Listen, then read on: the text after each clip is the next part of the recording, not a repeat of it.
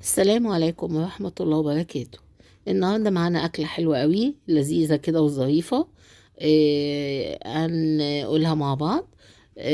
معايا ورك رومي مدقوق كويس ومفرود ومتبل، ملح وفلفل، 7 بهارات، بصل بودر، توم بودر، معلقتين خل.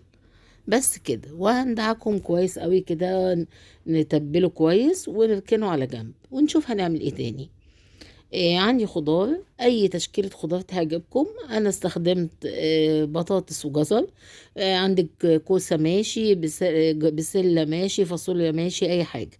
بصلة مفرومة، ملح وفلفل، 7 بهارات، كاري، بصل بودر، توم بودر. وتبلنا الخضار بتاعنا.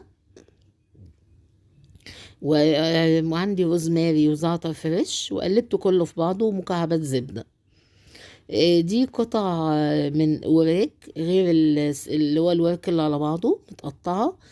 تبلتها واخدتها صدمة. الورك حشيته برز بالكبدة زي اللي بنعمله للحمام بالظبط. عملته معاكم قبل كده في القناة، فقلت مفيش داعي نعمله تاني بقى عشان ما اطولش عليكم الفيديو. واخدته وعملته قفلته بالخلة، واخدته صدمة على النار.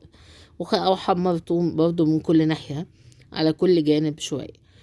بعد كده هاخدت كل ده وهاخده على كيس حراري. هنحطه في كيس حراري وندخله الفرن من غير ولا نقطة مية ولا أي حاجة خالص. وده شكله بعد ما طلع من الفرن. البخار معلش بيجي على الكاميرا، بيخليها تعمل شبورة كده. طعمه تحفة، ويا رب تجربوه يعجبكم. وما تنسونيش في اللايك والشير وكومنت حلو منكم بيفرح.